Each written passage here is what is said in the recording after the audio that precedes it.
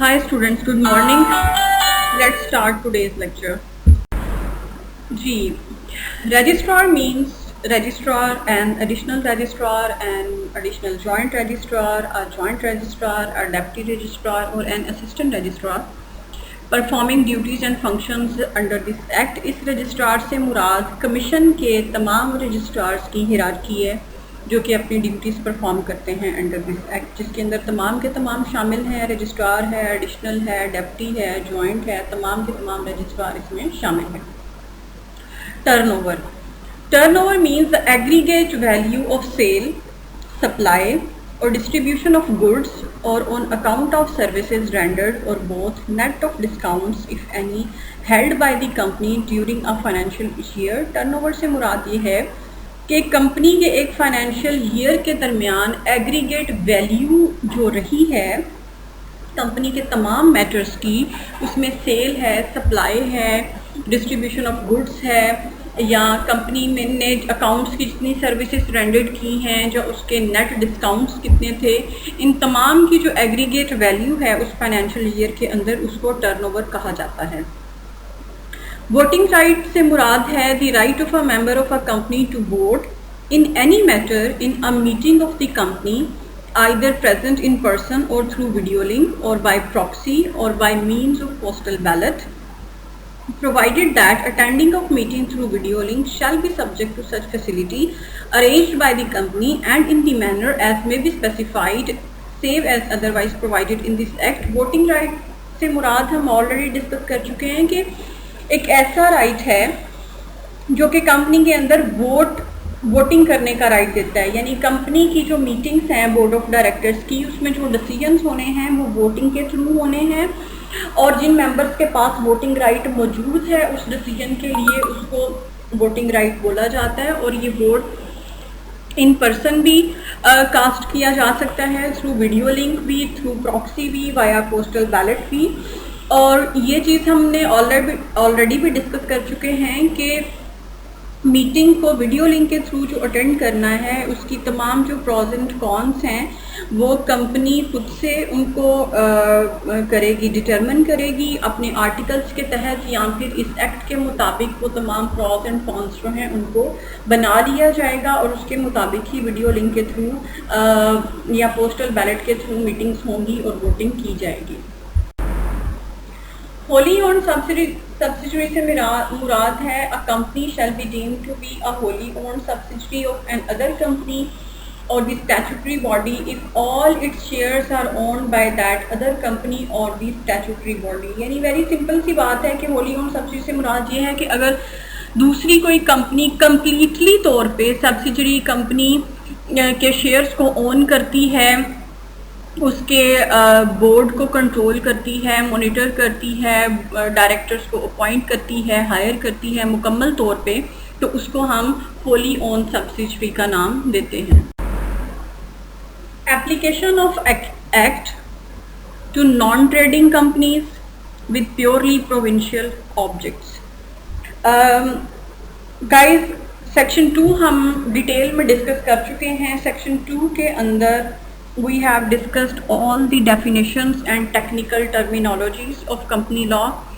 and I would suggest all of you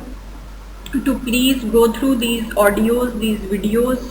again and again, at least 2-3 times, so that all of your concepts are very much clear, because these are the foundation to understand a company law.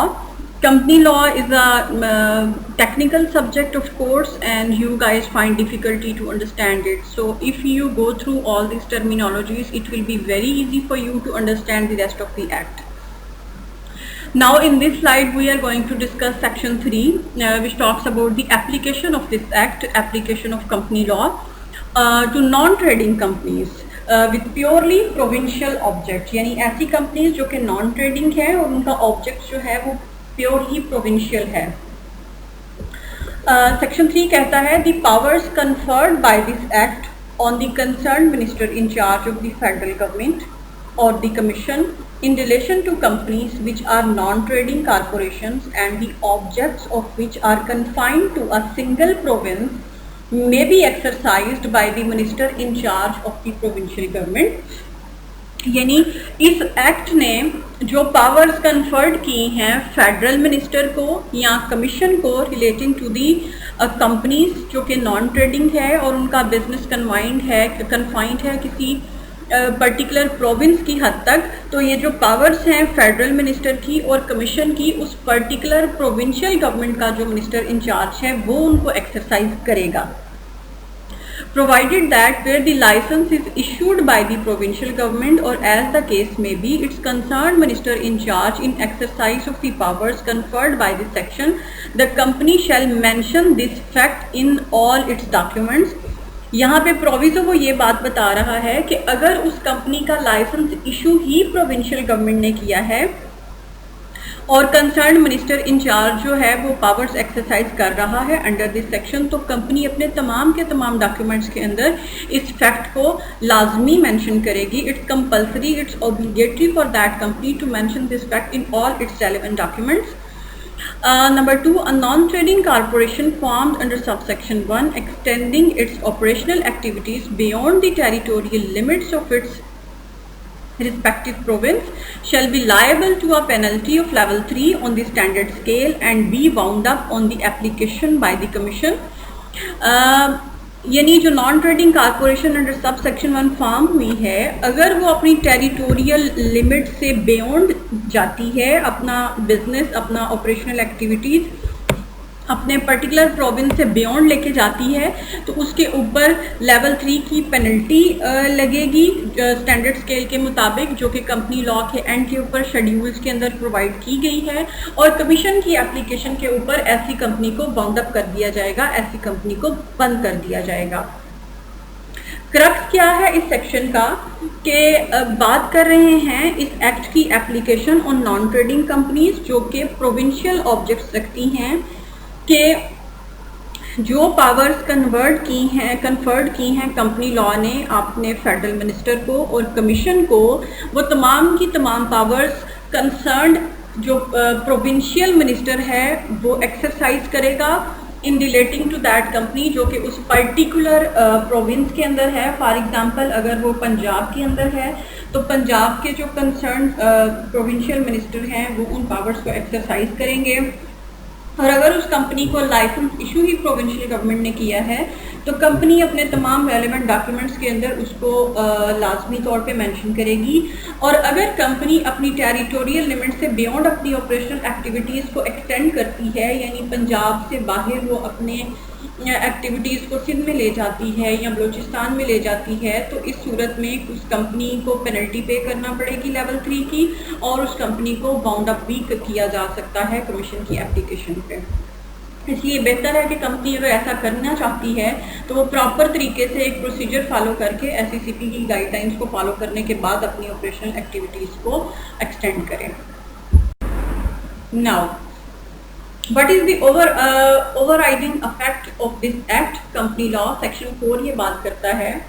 save as otherwise expressly provided herein, अगर कोई बात expressly कहीं और कर दी जाए तो उसके अलावा generally क्या understand किया जाएगा, the provisions of this act shall have effect notwithstanding anything contained in any other law or the memorandum or articles of a company or in any contract or agreement executed by it or in any resolution passed by the company in general meeting or by its directors, whether the same be registered, executed or passed as the case may be before or after the coming into force of the said provisions, and